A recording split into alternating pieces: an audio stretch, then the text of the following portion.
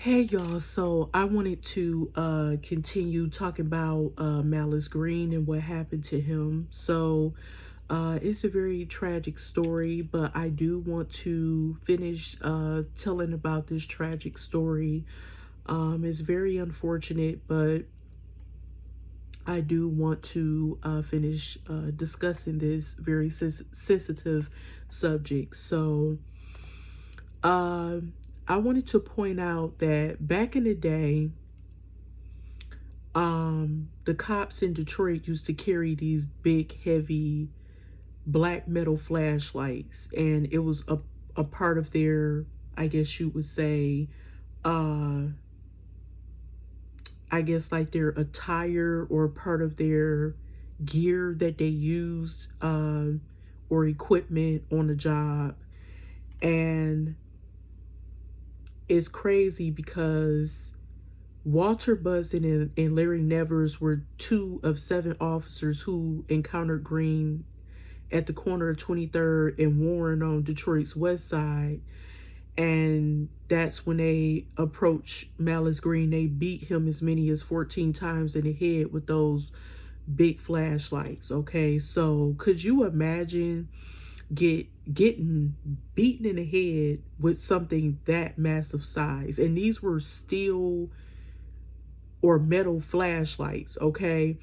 And what I last mentioned at the very end of the video, I hope that it picked up because it cut off abruptly, that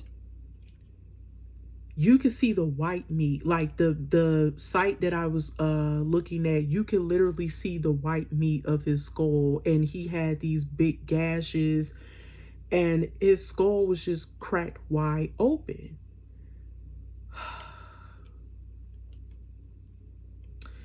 It's just, oh my God, it's just so ridiculous. And at the time, Kim Worthy, who was an assistant prosecutor at the time, she made the decision to charge the officers with second-degree murder. So of the seven, Butson and Nevers were convicted of second-degree murder. And it was the very first time in the history of the United States that police officers were charged, tried, and convicted for the killing of an unarmed black person. And the key word here is convicted, because a lot of times it seemed like they would literally, the cops in a lot of cases would get away with murder after brutalizing, beating, or assaulting a black person specifically.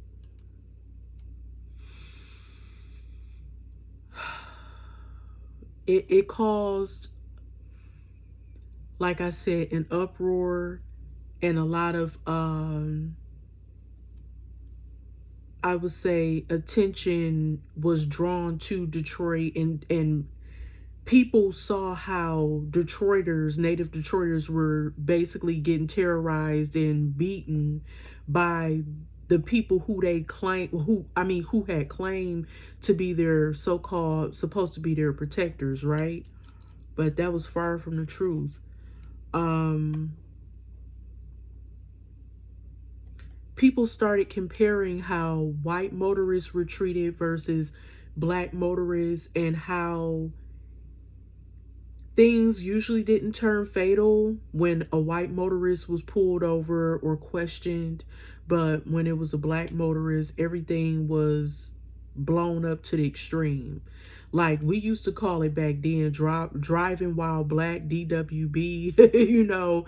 Unfortunately, when you were a black person, if you got pulled over, if you were suspected of some type of traffic violation or something suspicious, pretty much you wouldn't be treated fairly, especially in a neighborhood that is known for having high drug activity, or being a very just dangerous environment, a lot of crime, and stuff like that, or prostitution and stuff. So back then, unemployment was through the roof in Detroit. The economy was really bad back then.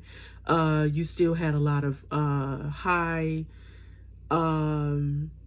drug activity regarding like crack cocaine. A lot of people were addicted to crack cocaine, and a lot of people were prostituting themselves for the drug. You had a lot of people pushing drugs, as we would say, you know what I'm saying, back then. And a lot of people were getting convicted of that. So it was like a big thing too. A lot of people were getting arrested for selling crack cocaine as well as smoking it. And it caused, it was just a lot of broken homes. I'm not saying that things are A1 now, but back then I think things were a little bit worse than what they are now, in my humble opinion. I'm not saying everything is peachy keen, like they would say, like everything is, you know, all cool and everything like that, like it's smooth, like smooth sailing or nothing. But yeah, life was tough back then, boy. It wasn't no joke. Um, a lot of people started questioning about the training and what else would I like to say? The training and basically the conduct of police officers, because people are saying, how is it that these cops are in our neighborhoods and they treat us like we're like strangers? A lot of us are hardworking people who go to work in the morning, we pay our mortgage, we take care of our children, you know, our children are educated, some of them were highly educated residents, and everyone wasn't bad. And just because you so-called live in the hood or the ghetto doesn't mean that you're out there selling drugs and gangs and, you know, crime, living a crime field type of lifestyle.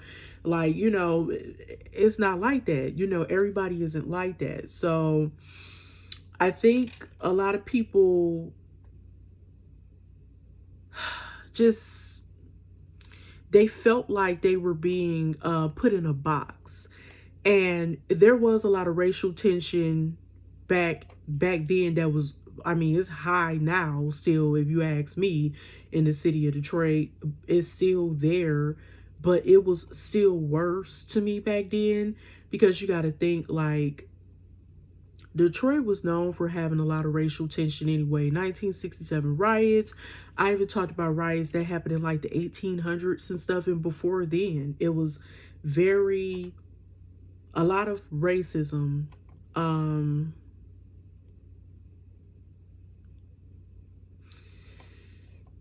There's a lot that I want to talk about. Bear with me one second.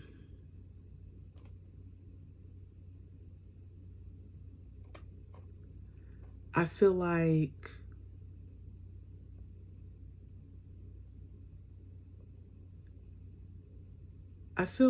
this whole situation could have been avoided.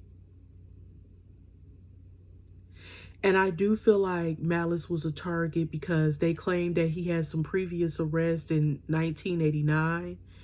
And it was involving, I think he supposedly assaulted a few cops or something, from what I read a little earlier and beforehand.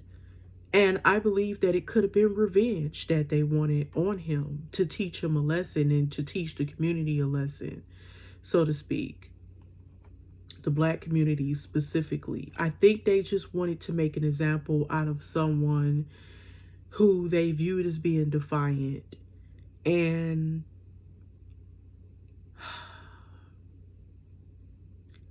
yeah, the policing policies definitely were being questioned.